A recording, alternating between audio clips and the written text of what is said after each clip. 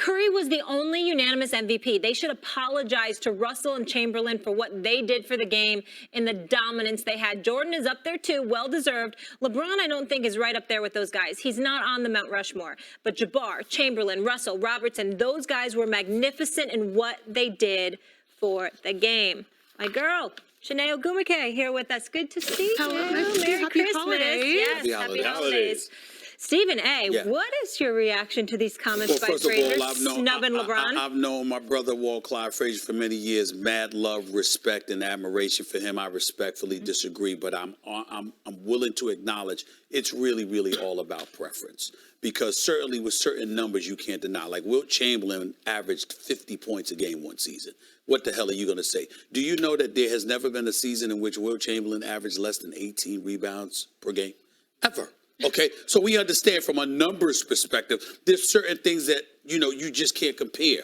I view it differently. My Mount Rushmore, for everybody that doesn't understand, Kareem Abdul-Jabbar, that's the center that I would take even above Russell, even above Chamberlain.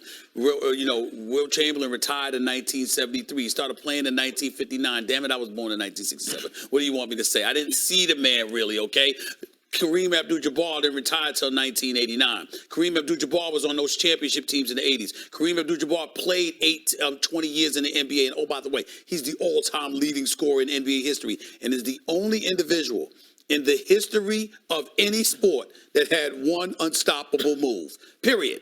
There's never been another person in any sport. One move, you knew what he was going to do, when he was going to do it, how he was going to do it, and there was nothing you could do about it. All right? Obviously, MJ's on my Mount Rushmore.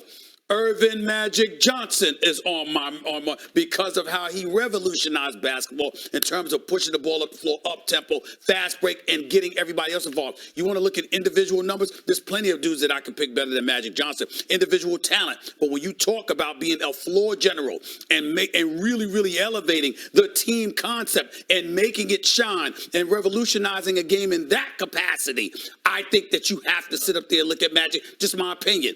And then last but not least, I'm going to put LeBron up there. And I'm going to put LeBron up there for this reason. 6'9", 260. When he goes to you, you're a contender. When he leaves you, you're a lottery team. We can sit up there and argue about all we want because there's plenty of guys that I would pick to close ahead of LeBron. I would pick Larry Bird to close ahead of. I want him with the ball in his hands before I wanted the ball in LeBron's hands for the last minute or two. But overall, 48 minutes a night, 82 games during a regular season, the body of work, the physical, friction that it brings, and attrition that it brings to you, the physical specimen that he was, what he has done in this era, I cannot take that away from him. I think that LeBron James is the greatest small forward to have ever lived, and that is why I would put him on the Mount Rushmore. Those would be my four. Mount Rushmore is easy. It's easy. And by the way, Wilt's numbers don't stack up to Michael Jordan's if you contextualize them properly. And there is a perfectly good argument and a winning argument for Michael Jordan over Wilt. And I don't think it's close, actually. Number one. Mount Rushmore is easy.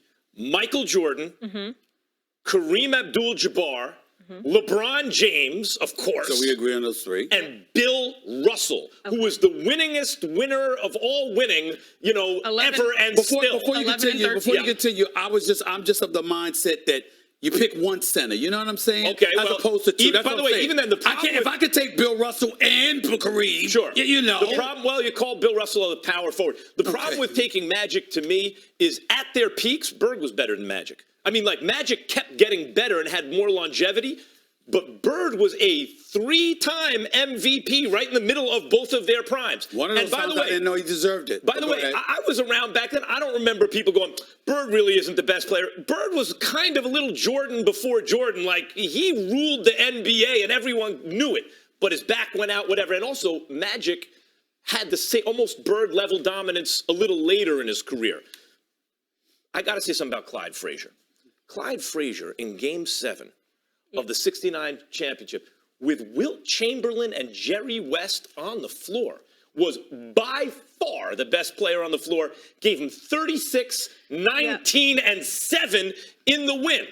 And in terms of Wilt Chamberlain averaging 50 and doing all those things, it came in an era where guys were doing that. Elgin Baylor averaged 37 and Oscar Robertson averaged triple-double and all those things. Yeah. Michael Jordan averaged 37 All right. and a So handle you at the guys defense differ on era. Magic and Bill Russell. Where are you on LeBron being snubbed on the Mount Rushmore? So first of all, you guys are OGs. We all know when it comes to an OG like Walt Frazier, you are allowed to say some things out of pocket. You get a couple of passes, right? I'm not going to argue because, you know, sometimes you guys are the OGs of this fine establishment. Sometimes you say things a little bit out of pocket. I'm not going to argue the fact of the OGs in the game like Wilt, like Kareem, like Oscar, even Magic, even Jordan being on a Mount Rushmore. The issue I took with Walt's comment is the fact that he elevated Steph Curry's achievement of being unanimous MVP, right? Ahead of the summation of LeBron James' career, or even ahead of the summation of Kobe Bryant's career. Now, I'm the young head here, so I feel like I can speak to the new age players, and the reason why LeBron or even a Kobe, you talk about the comparisons between LeBron and a Steph. You're glorifying Steph's one unanimous MVP career, right? Season. LeBron, these guys both have the same amount of championships, right? 3 championships. They both average about 27 points over the course of their career. But since then, LeBron James, overall, the whole point of his career has been more impressive.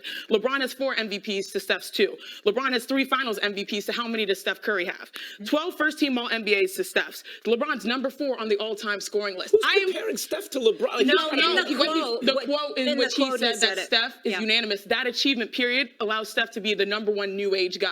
Yeah, I disagree- right, we on Mount disagree Rushmore. with And then agreed with Kobe as well, because Kobe, people forget the defensive aspect of Kobe Bryant, 9-time first team all defensive. So to me, that's Wait, the only Kobe thing made 9 times Yes. first team? Yeah. So like to me, that's the problem I find here. Like if you're gonna make a Rushmore, I agree, LeBron James deserves to be on there. I think there's an argument for Kobe Bryant being Bryant to be on there. Absolutely. There isn't. But There actually is not an there argument is an for Kobe. argument ahead of Steph Yeah. Curry's achievement.